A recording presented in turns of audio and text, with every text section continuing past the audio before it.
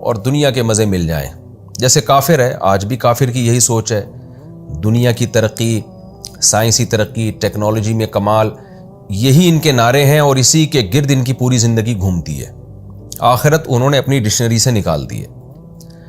تو اللہ کہتے ہیں جس کو ہم چاہتے ہیں جتنا چاہتے ہیں دے دیں گے ہم. دوسرے وہ لوگ ہیں جو عمل میں آخرت کے متلاشی ہوتے ہیں. کوئی بھی عمل کر رہے ہیں، نیت کیا ہے کہ آخرت میں ہمیں اس کا اجر ملے. تو اللہ فرماتے ہیں کہ ایسے لوگوں کو جتنا کریں گے اس سے زیادہ اجر ہم دیں گے اور یقینی اجر ملے گا ان کو. جیسے پچھلے رکوع میں تھا نا، فَأُولَٰئِکَ كَانَ سَعْيُهُمْ مَشْكُورًا، ان کی کوشش کی قدر کی جائے گی. لیکن اللہ نے پھر کامیابی کی 4 شرطیں بیان کی تھیں کہ آخرت کا طلبگار بھی ہو، وَسَعَىٰ لَهَا سَعْيَهَا، اور پھر اس آخرت کی کوشش بھی کرے، اور پھر ایمان بھی ہو اس کا.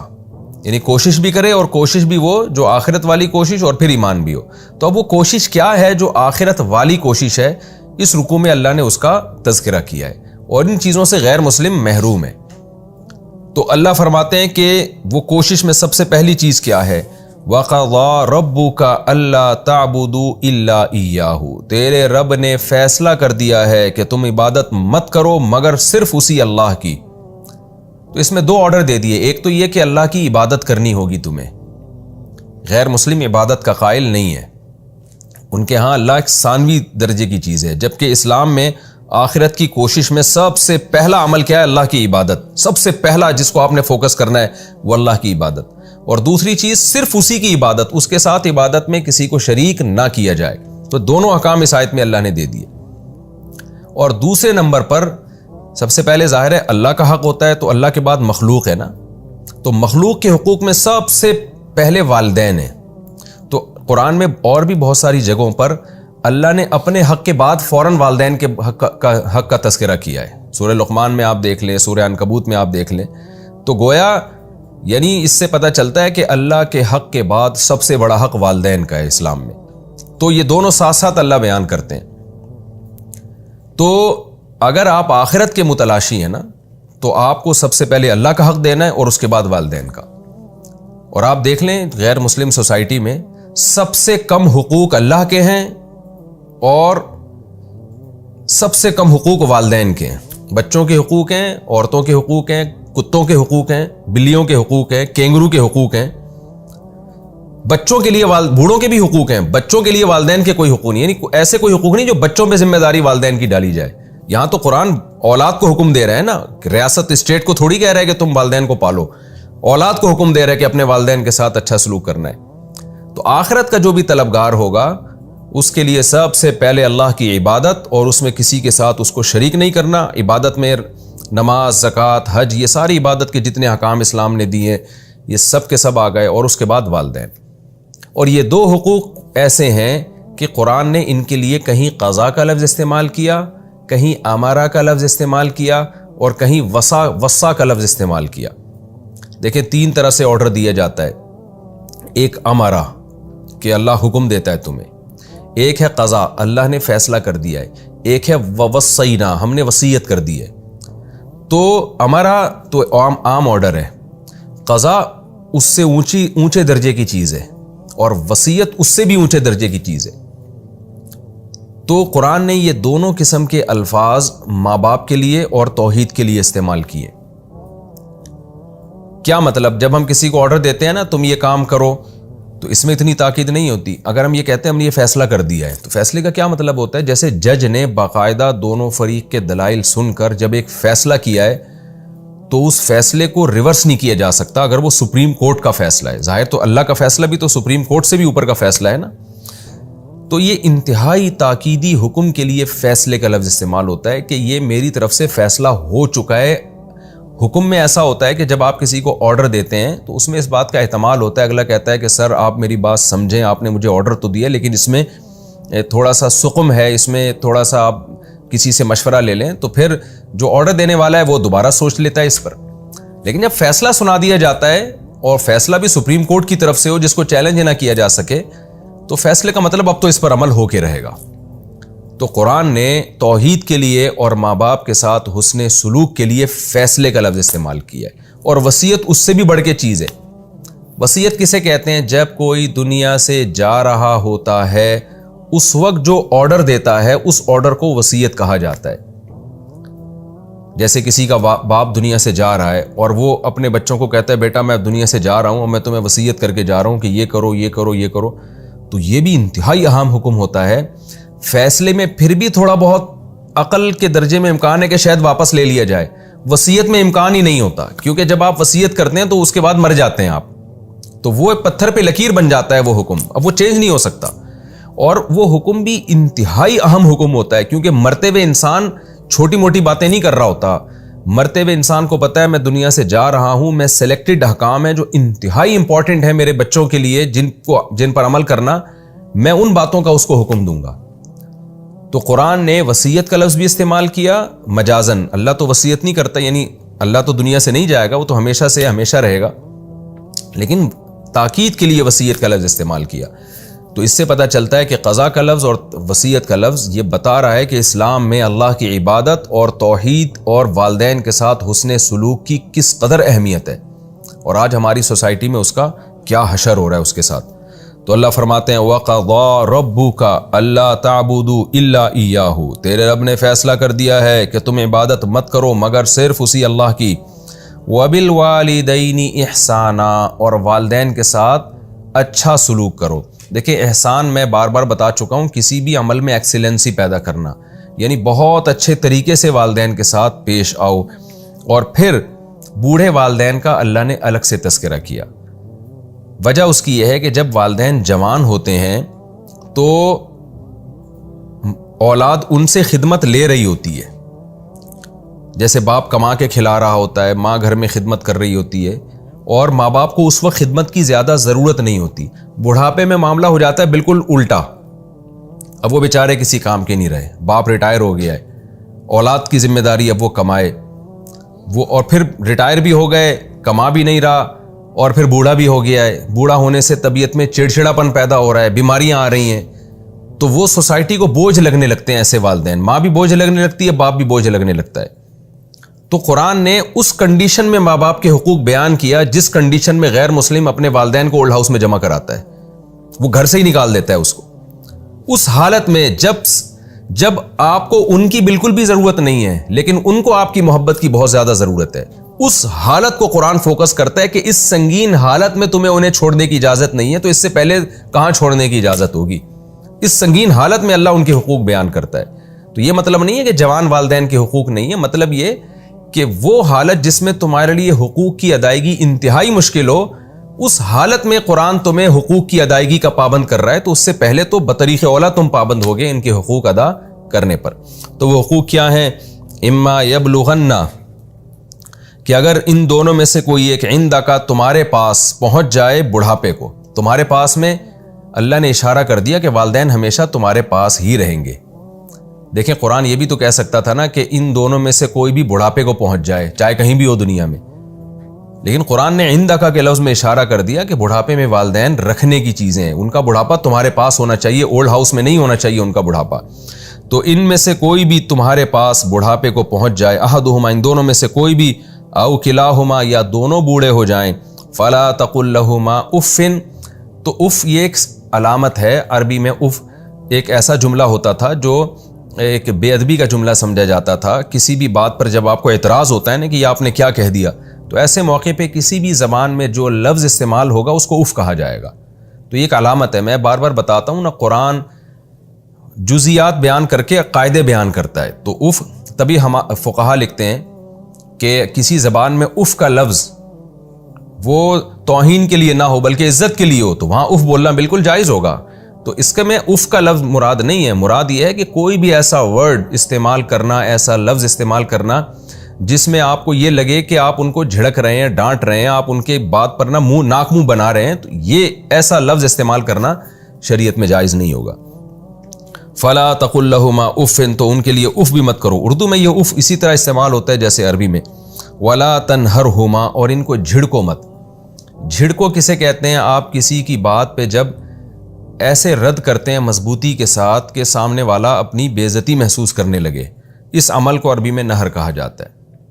جیسے کوئی فقیر آپ کے گھر آتا ہے, آپ چلو بھائی جاؤ یہاں سے, میرے پاس ٹائم نہیں ہے. اس طرح سے ایک تو ہوتا ہے نا معذرت کے ساتھ کسی کو عزت کے ساتھ رخصت کرنا, ایک ہوتا ہے بھائی چلو یہاں سے. جیسے ہم صبح و شام اس کا مشاہدہ کر رہے ہوتے ہیں, دفع ہو یہاں سے, چلو یہاں سے. تو لا تنہرہما, اللہ کہتے ہیں ان کو کسی بات پہ تم نے جھڑکنا نہیں ہے. وقل لہما قولا کریما, اس لفظ میں لا تنہرہما میں اور لا تقل لہما افن میں یہ ہے کہ توہین نہیں کرنی. اب کیا مطلب توہین نہیں کرنی, تو کیا نیوٹرل رہنا ہے ان کے سامنے؟ اللہ کہتے ہیں نہیں, نیوٹرل بھی نہیں رہنا, بلکہ قل لہما قولا کریما, ان کے سامنے عزت والی بات کرنی ہے, ادب والی بات کرنی ہے. ایک یعنی 3 درجات ہوتے ہیں. ایک تو یہ کہ آپ کسی کی انسلٹ کر رہے ہیں, توہین کر رہے ہیں. ایک یہ ہے کہ آپ نہ انسلٹ کر رہے ہیں نہ اس کو ادب دے رہے ہیں. جیسے نیوٹرل لوگ دنیا میں پھر رہے ہوتے ہیں, ہم نہ ان کی توہین کر رہے ہوتے ہیں اور نہ ان کو رسپیکٹ دے رہے ہوتے ہیں. اور تیسرا درجہ یہ ہے کہ آپ اگلے کو رسپیکٹ دیں. تو اس لیے قرآن کہہ رہا ہے وَقُلْ لَهُمَا قَوْلًا كَرِيمًا, بات کرنی ہے کریم, عزت والی بات, ادب والی بات. تو اس کا عام ترجمہ یہ بھی کیا گیا کہ ادب سے ان سے بات کرنی ہے. وَاخْفِضْ لَهُمَا جَنَاحَ الذُّلِّ مِنَ الرَّحْمَةِ, یہ تو اللہ نے زبان سے کیسے پیش آنا ہے اس کا طریقہ بتایا. زبان کے کیا احکام ہے, والدین کے سامنے کس لینگویج میں, کس زبان میں آپ نے, کس ٹون میں آپ نے بات کرنی ہے. اب اللہ کہتے ہیں کہ تمہارا ظاہری ایٹیٹیوڈ کیسا ہونا چاہیے والدین کے سامنے. وَاخْفِضْ لَهُمَا جَنَاحَ الذُّلِّ, جو ذلت کے بازو ہیں, عاجزی کے بازو ہیں, وہ تم نے ان کے سامنے جھکانے ہیں. من الرحمہ, شفقت سے. یعنی جب تم ان کے سامنے کھڑے ہوگے, ان سے پیش آؤ گے, تو ایسے پیش آؤ گے کہ تمہاری باڈی کو اور تمہارے جسم کو دیکھ کے لگ رہا ہو کہ اس میں عاجزی بھی جھلک رہی ہے اور والدین کے ساتھ شفقت اور رحمت بھی جھلک رہی, تمہیں ان پہ پیار بھی آ رہا ہے. بعض دفعہ عاجزی ہوتی ہے, جیسے باس کے سامنے انسان کھڑا ہوتا ہے بڑی عاجزی کے ساتھ, لیکن پیار نہیں ہوتا, محبت نہیں ہوتی اس میں. بعض دفعہ محبت ہوتی ہے لیکن عاجزی, جیسے بیوی سے انسان بات کر رہا ہو محبت جھلک رہی ہوگی, یا اپنے بچوں سے بات کر رہا ہو محبت جھلک رہی ہوگی, لیکن عاجزی نہیں ہوگی. تو والدین کے ساتھ جب بات ہوگی تو من جناح الذل بھی ہو, یعنی عاجزی بھی ہو, اور رحمت بھی ہو, یعنی شفقت اور عاجزی اور محبت دونوں کا مجموعہ تمہاری جسم سے جھلک رہا ہو. وَقُلْ رَبِّ ارْحَمْهُمَا, یہ تو وہ ادب ہے جو تم نے اپنے قول سے اور اپنے جسم سے کرنا ہے, اور پھر ساتھ میں اللہ سے دعا بھی مانگنی ہے, کیونکہ اتنا کچھ کر کے بھی تم ان کا حق ادا نہیں کر سکتے. جو انہوں نے تم پر بچپن میں احسانات کیے ہیں, ان احسانات کا تم دنیا میں بدلہ نہیں دے سکتے. یعنی ایک وہم ہوتا ہے نا کہ شاید اگر ہم یہ والدین کے ساتھ ہمارا یہ ایٹیٹیوڈ ہو تو شاید ہم نے دنیا میں ان کا بدلہ چکا دیا. اللہ کہتے ہیں نہیں, یہ بدلہ اللہ ہی دے سکتا ہے, تم نہیں دے سکتے جو انہوں نے بچپن میں تم پر احسانات کیے. اس لیے تم نے اللہ سے دعا مانگنی ہے. وَقُلْ رَبِّ ارْحَمْهُمَا, اور یوں کہا کرو اے ہمارے رب ان دونوں پر ایسے رحم فرما, کما ربیانی صغیرہ, جیسے کہ جب میں بچہ تھا ان دونوں نے میری تربیت کی ہے, تربیت جسمانی بھی اور روحانی بھی. کیسے پالا پوسا ہے بچپن میں, کس طرح باپ نے ماں کو شیلٹر دیا اور کما کے لاتا رہا اس بچے کے لیے, اور کس طرح ماں اپنی چھاتیوں سے لگاتی رہی, اور کس طرح راتوں کو اس کے لیے جاگتی رہی. اور قرآن کے مطابق 2.5 سال کا عرصہ ایسا ہے جس میں ماں دن اور رات ایک کر دیتی ہے. حملہ وفصالہ 30 شہرا, 2.5 سال کا عرصہ بہت ہی ٹف ہوتا ہے جس میں ماں سب کچھ بھلا کے اس بچے کی تربیت میں لگی ہوتی ہے. تو اللہ کہتے ہیں کہ قُلْ رَبِّ ارْحَمْهُمَا كَمَا رَبَّيَانِي صَغِيرًا, پھر اپنے رب سے ان کے لیے دعائیں مانگا کرو. تو فقہاء نے اس آیت کے تحت لکھا ہے کہ اس آیت سے مفہوم یہ ہوتا ہے, کیونکہ قرآن میں آرڈر دیا ہے نا ان کے لیے دعا مانگنے کا, تو کم سے کم ایک دفعہ تو یہ دعا مانگنا بہت سے فقہاء کہتے ہیں فرض ہے, اور اپنی دعاؤں میں اس دعا کو شامل کر لینا یہ سنت اور تاکیدی حکم ہے. آگے اللہ فرماتے ہیں ربکم اعلم بما فی نفوسکم, تمہارا رب خوب جانتا ہے جو کچھ تمہارے دلوں میں ہے. یعنی اس میں اور زیادہ تاکید کر دی کہ یہ سارے احکام پر تم نے دل و جان سے عمل کرنا ہے, اس کو پینلٹی یا بوجھ سمجھ کے عمل نہیں کرنا کہ ایک اسلام نے ہمیں عذاب میں ڈال دیا ہے. تو تمہارے دل میں اگر الٹے سیدھے خیالات آئیں گے تو تمہارا رب بھی یہ خیالات بھی جانتا ہے, لہذا دل و جان سے اس حکم پر اللہ کا حکم سمجھ کے عمل کرنا ہے. ہاں یہ ضرور ہے ان تکونوا صالحین, اب چونکہ اتنی زیادہ تاکید والدین کے حقوق کی بیان کر دی گئی ہے تو ظاہر ہے انسان جہاں والدین کے حقوق کے لیے تیار ہوتا ہے وہاں اس میں خوف بھی پیدا ہو جاتا ہے کہ بھئی یہ تو بہت سخت احکام اللہ نے دے دیے, تو ہم سے تو اس پر عمل ہی نہیں ہو پائے گا اور اس کے نتیجے میں کہیں جہنم کی آگ میں نہ ہم چلے جائیں. تو اگلی آیت میں اللہ نے اس کا تذکرہ کیا کہ ان تکونوا صالحین، اگر تم نیک بنو گے، فإنہ کان للأوابین غفورا، تو اللہ توبہ کرنے والوں کے لیے غفور بھی ہے. کیا مطلب؟ تم ان احکام کو فالو کرنے کی کوشش کرو اور نیک بنو. اگر کبھی کوتاہی ہو جاتی ہے، غلطی ہو جاتی ہے، تو توبہ کا دروازہ کھلا ہوا ہے. دیکھیں ہر گناہ کے بعد توبہ کا دروازہ کھلا ہوا ہے، لیکن اللہ اس کا تذکرہ نہیں کرتا کہ جب بھی کوئی گناہ بیان ہو قرآن یہ کہے کہ اگر توبہ کر لو گے تو معاف کر دے گا. قرآن کی ایسی عادت نہیں ہے. لیکن اسپیشل والدین کے جہاں حقوق اللہ نے بیان کیے وہاں اللہ توبہ کا اس لیے تذکرہ کرتا ہے کہ علماء اس آیت کے تحت لکھتے ہیں مفسرین کہ والدین کے ساتھ چونکہ رہنا بہت عرصہ ہے، انسان جس کے ساتھ کم رہتا ہے نا، کبھی کبھار ملاقات ہوتی ہے، اس کے حقوق کی ادائیگی آسان ہوتی ہے. اور والدین کے ساتھ صبح و شام انسان رہتا ہے، پھر بعض دفعہ والدین کی طرف سے بھی زیادتی ہوتی ہے اور ہو سکتی ہے اس میں کوئی، یعنی اس کے ثبوت ہمیں ملتا ہے، تاریخ سے بھی ملتا ہے، مشاہدوں سے بھی ملتا ہے، اور صحابہ کے دور میں بھی ہمیں ملتا ہے. تو والدین کی طرف سے بھی بعض دفعہ زیادتی ہوتی ہے، جس میں انسان کی طرف سے جو ری ایکشن ہوتا ہے وہ اعتدال سے بڑا ہوا ری ایکشن ہوتا ہے. تو اس لیے قرآن نے بیان کیا کہ اگر کبھی غلطی ہو جائے، ان حقوق میں کوتاہی ہو جائے، تو توبہ کا دروازہ کھلا ہوا ہے. تو مایوس مت ہونا، بلکہ اللہ سے توبہ استغفار کر لینا، اللہ اس گناہ کو معاف کر دے گا. تو ہم نے علماء سے سنا ہے کہ انسان اگر کبھی ماں باپ سے اونچی آواز میں بات کر لے، تو اگر یہ عمل کبھی کبھار ہوتا ہے نا، تو اللہ سے بھی معافی مانگے، ماں باپ سے بھی معافی مانگے، اور پھر اس کو بھول جائے، پھر مسلط نہ کرے اپنے اوپر کہ میں نے اللہ کے حکم کو توڑ دیا تو میرا پتہ نہیں کیا بنے گا. کیونکہ جب آپ کسی چیز کو مسلط کر لیتے ہیں تو پھر مایوسی کی طرف جاتے ہیں، آپ ڈپریشن کی طرف جاتے ہیں. تو قرآن نے یہ ڈپریشن ہی ختم کرنے کے لیے بتایا ہمیں کہ اگر توبہ کرو گے تو اللہ معاف کر دے گا. تو اگر کبھی کبھار ایسا ہو جاتا ہے نا، کبھی کبھار، تو ماں باپ سے بھی معافی مانگے اور اللہ سے بھی. اور اگر یہ عادت پڑ چکی ہے، بار بار ایسا ہو رہا ہے، یا ماں باپ کی طرف سے زیادتی اتنی ہو رہی ہے کہ بار بار آپ کی آواز اونچی ہو رہی ہے، تو پھر علماء کہتے ہیں کہ کوشش تو کنٹرول کرنے پر کرے، لیکن پھر صرف اللہ سے توبہ کر لینا کافی ہے. کیونکہ بار بار جب آپ انسان سے معافی مانگتے ہیں نا، تو انسان بھی تنگ ہوتا ہے اس عمل سے، بلکہ وہ مذاق اڑانا شروع کر دیتا ہے کہ تیرا تو کام ہی یہی ہے. تو پھر صرف اللہ سے توبہ کی جائے، اور پھر لیکن ساتھ ساتھ اپنے عمل کی اصلاح کی بھی کوشش کی جائے کہ میں کس طرح سے اپنی زبان پہ کنٹرول کروں. اور اس کے علماء نے مختلف نسخے بیان کیے ہیں کہ جب بھی آپ بد کلامی کریں، بد تہذیبی کریں، تو آپ کو چاہیے کہ کچھ رقم صدقہ کر دیں، یا چند 2 رکعت نماز اپنے اوپر لازم کریں، یعنی کوئی سزا دیں تاکہ آہستہ آہستہ یہ برائی چھوٹے.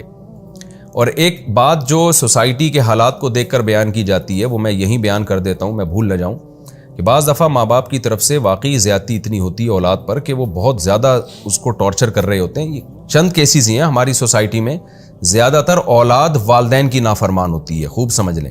زیادہ تر ہماری سوسائٹی میں والدین پر ظلم ہوتا ہے، کیونکہ جب اسلام ہمارے گھروں سے نکل رہا ہے اور لبرلزم آ رہا ہے، ایجوکیشن کے نام پہ جو بد تہذیبی آ رہی ہے یونیورسٹی اور کالجز میں، اس کے نتیجے میں لوگوں نے باپ کو باپ سمجھنا، ماں کو ماں سمجھنا چھوڑ دیا ہے. تو ہماری ینگ جنریشن آج کل اس کی نظر میں والدین کی کوئی حیثیت نہیں ہوتی، بس اسی باپ کی عزت ہوتی ہے جو اولاد کو اپنے سے بھی، جو اولاد کو باپ بنا کے جس نے رکھا ہوا ہو. یعنی آج اگر کسی گھر میں باپ کی عزت ہو رہی ہے نا، تو وہ باپ ہوگا جس نے اولاد کو باپ بنایا ہوا ہو. تو اس ابا کو تو لوگ مانتے ہیں. جو باپ گھر میں باپ بن کے رہے گا اس کی ویلیو نہیں ہے. جو ماں گھر میں ماں بن کے رہے گی اس کی ویلیو نہیں ہوتی، الا ماشاء اللہ. تو لیکن کہیں اس کے برعکس بھی ہوتا ہے، کہیں واقعی والدین کی طرف سے بھی زیادتی ہوتی ہے. تو ایسے موقع پہ حتی الامکان برداشت کیا جائے. لیکن اگر برداشت سے معاملہ باہر ہو گیا تو پھر علماء کہتے ہیں کہ پھر والدین سے الگ رہا جائے. ایسی صورت میں کیونکہ بار بار ان کی حق تلفی ہوگی، زبان درازی ہوگی، پھر آپ کی زندگی کی برکتیں ختم ہوں گی. تو ایسی صورت میں پھر بہتر یہی ہے کہ تھوڑا سا ان سے ریزرو ہو جائے انسان، کیونکہ پھر بار کیونکہ ناقابل برداشت تو ظاہر ہے انسان کبھی بھی اپنے اوپر بوجھ نہیں ڈال سکتا. تو ایسے ہمارے سامنے بہت کیسز آئے ہیں کہ ماں نے اتنی زیادتی کی یا باپ نے اتنی زیادتی کی، اولاد کو بالکل نفسیاتی مریض بنا دیا. تو اور پھر اولاد ماں باپ کے سامنے زبان چلانے لگی، وہ بھی غلط ہے. تو نتیجہ کیا نکلا؟ گھروں میں بہت فساد ہوتا ہے. تو جب کوئی خطرناک حد تک خدا نہ خواستہ نوبت پہنچ رہی ہو، تو پھر والدین سے بلوغت کے بعد علیحدگی اختیار کرنے میں کوئی حرج نہیں ہے. پھر آپ الگ رہیں اور پھر ان سے تھوڑا سا ریزرو رہیں، مالی لحاظ سے ان کے حقوق سارے ادا کرتے رہیں، اور کبھی کبھار ان سے ملتے رہیں، ان کی خیریت پوچھتے رہیں. لیکن پھر اتنا قریبی تعلق نہ رکھیں جس سے ڈپریشن میں جانا شروع ہوں یا ان کی حق تلفی پہلے سے بھی زیادہ شروع ہو جائے. تو یہ پھر زیادہ خطرناک. لیکن ایسے بہت ہی کم کیسز ہوتے ہیں.